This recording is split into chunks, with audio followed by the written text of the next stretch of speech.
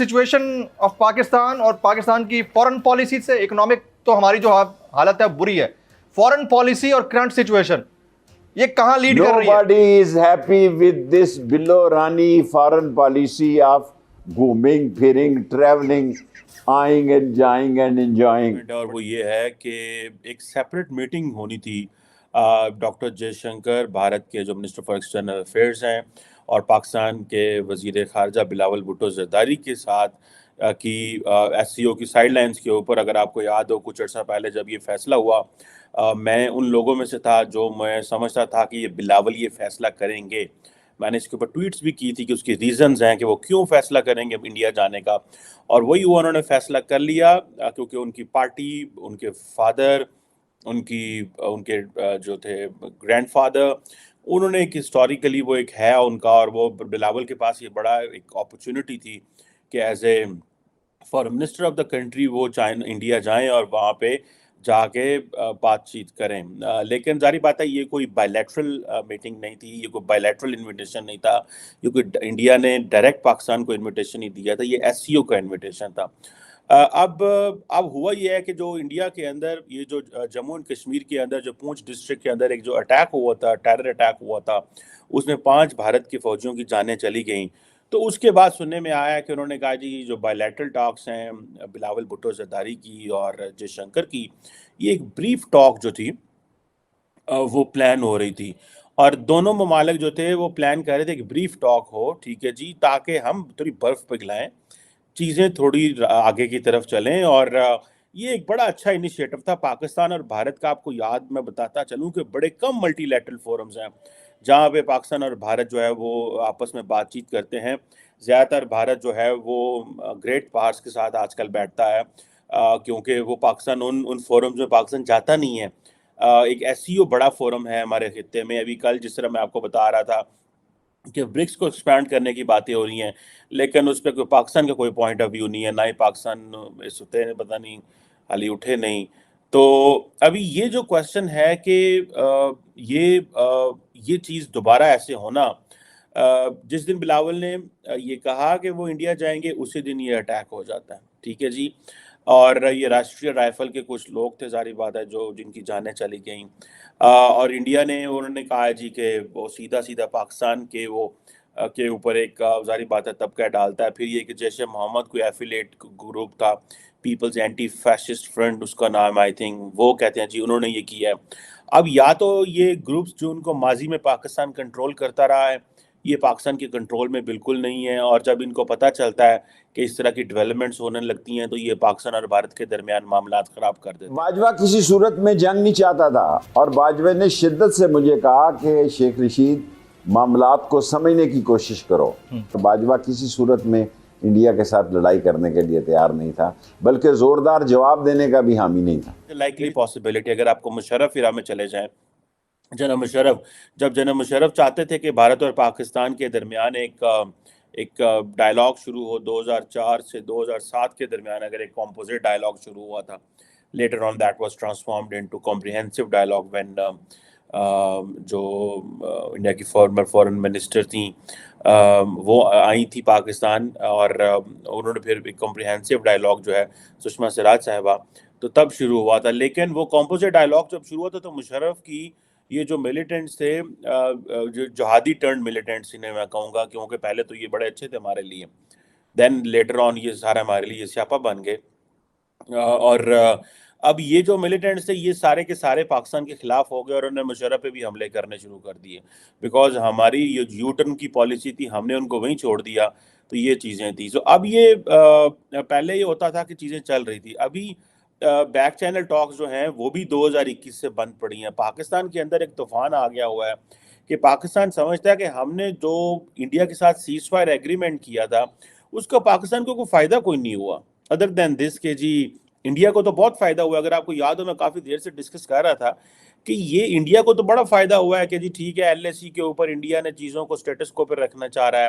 پاکستان کے ساتھ cease fire کر لیا, تو اس سارے پروسیس کے دوران India is in an advantages position for the international community, for domestically, کہ جی ٹھیک ہے جی ان کے آپس میں معاملات ٹھیک ہیں, نریندر مودی نے امن قائم کر دیا. इन्होंने नरेंद्र मोदी ने पाकिस्तान आना था अगर ये जो यूएई ने आई थिंक जो टॉक्स कराई थी और उनकी वजह से ये सारा सीज फायर हुआ था, तो लेकिन इमरान खान उस वक्त बिफर गए और वो ना हुआ। अब 2021 से कहा जा रहा है कि पाकिस्तान और भारत के दरमियान जो हाई कमिश्नर्स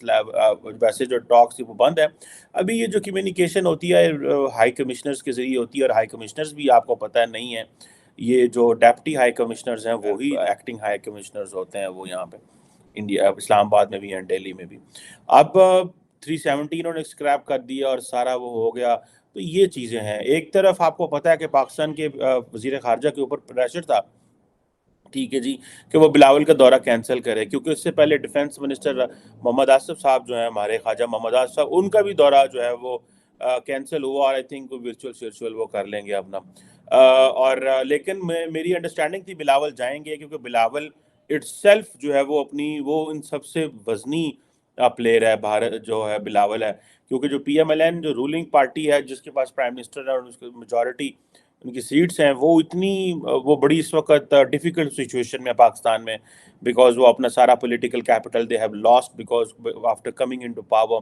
जो वोट ऑफ नो कॉन्फिडेंस हुआ था इमरान खान के खिलाफ, तो उन्होंने इमरान खान ने उसको एक और रंग दे दिया और कहा जी कि ये तो सारे चोर डाकू हैं और अमेरिका की मरती फौज इनके साथ मिल गई, तो वो तो अपना पॉलिटिकल कैपिटल लूज कर गए। ये कहा जाता है कि पीपल्स पार्टी का अपना एक पॉलिटिकल कैपिटल है जिसके ऊपर वो खड़ी हुई है।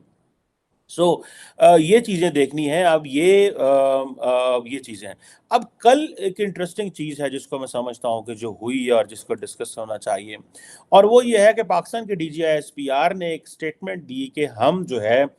बैटल को दुश्मन की टेरिटरी में लेके जा सकते हैं, क्योंकि कश्मीर के हवाले से उन्होंने बात की। कश्मीर पे जब बात हुई तो उन्होंने इंडिया का जिक्र आता है, और उन्होंने कहा जी कि वो इंडिया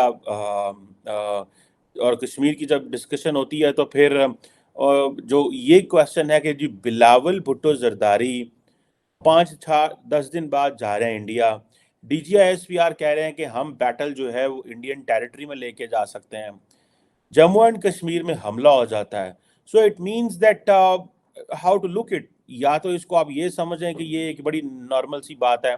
जो DGI-SPR ने की है, because once DGI is on in front of podium, लोग देख रहे हैं, इंटरनेशनल मीडिया देख रहा है, he has no choice but to say this, because उससे पहले जो जनरल बाजवा हैं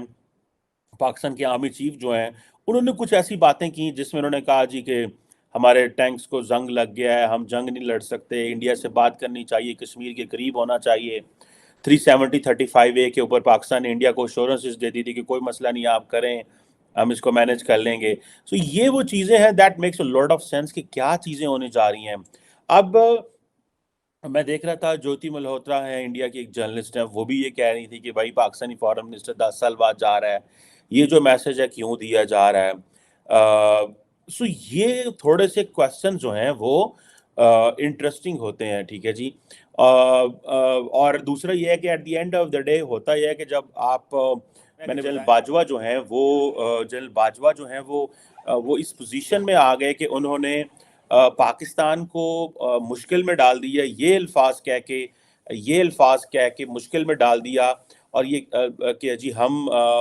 जो है वो हमारे टैंक जंग-आलूद हो गए हैं, हमारी पोजीशन कमज़ोर है,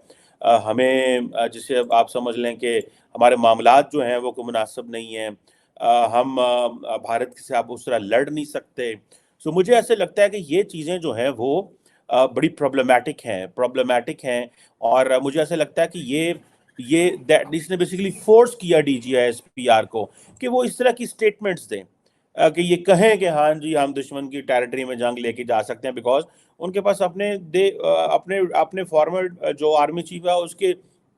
डिफेंस में कहने के लिए कुछ नहीं है अदर दैन कि आप एक और हाइपर नेशनल स्टेटमेंट दे दें और आप उसके जरिए फिर चीज़ें जो हैं वो मैनेज हो। So this is what I believe कि वो जी हम दुश्मन की टेरिटरी में चीज़ ले जाएंगे राइट नाउ। तो देखें इंडिया जो है वो उसको इस चीज़ का पता है कि पाकिस्तान जो है उसको बस एक झटका ही चाहिए। झटका ये है कि आप बस इग्नोर करें इनको, यही झटका पाकिस्तान को चाहिए और तो कुछ भी नहीं चाहिए। हमें आप समझ लें कि डॉक्टर जयशंकर इतनी पावरफुल वॉइस है, वो साउथ अमेरिका में खड़ा है, वो लैटिन अमेरिका में लेट से खड़ा हुआ है, وہ افریقہ میں کھڑا ہوا ہے, وہ یورپ میں کھڑا ہوا, پوری دنیا میں کھڑا ہو کے بات کرتا ہوا, جہاں پہ جو مرضی کہہ دے. پاکستان کو تو وہ پلیٹ فارم ہی اویلیبل نہیں ہے. ٹھیک ہے جی. اور جب ارندم باگچی بات کرتا ہے تو اس کو تو انٹرنیشنل میڈیا کور کرتا ہے, سارا ویسٹرن پریس بیٹھا ہوتا ہے وہاں پہ, because he understand this is India, likely possibility ہے کہ they are going to be member, کوئی G7 میں چلے جائیں, وہ دنیا میں ساری دنیا ان کی پلیٹ میں لا کے تو جسے کہتے ہیں نا چیزیں ڈال رہی ہے, یہ اٹھا لو یہ اٹھا لو, وہ اپنی مرضی سے چیزیں پک کر رہے ہیں. یہ مجھے دکھ ہوتا ہے کہ ہم نے کیا پک کیا, ہم نے طالبان اور پک کیے, اور پھر وہ طالبان جن کو وہ دہشت گرد بنے اور ہم نے ان کو مارا, اور انڈیا کیا پک کر رہا ہے, وہ جو ہے وہ کوانٹم کمپیوٹنگ پک کر رہا ہے, وہ چپس پک کر رہا ہے, وہ آج کے دور میں وہ ٹیک بیسڈ انڈسٹری کو پک کر رہا ہے, وہ ڈیفینس انڈسٹری کو پک کر رہا ہے. کس طرح کی جو چوائسیز ہمارے سامنے آئی ہیں اور کس طرح کی چوائسیز انڈیا کے سامنے آئی ہیں, لیکن یہ کویسچنز ہیں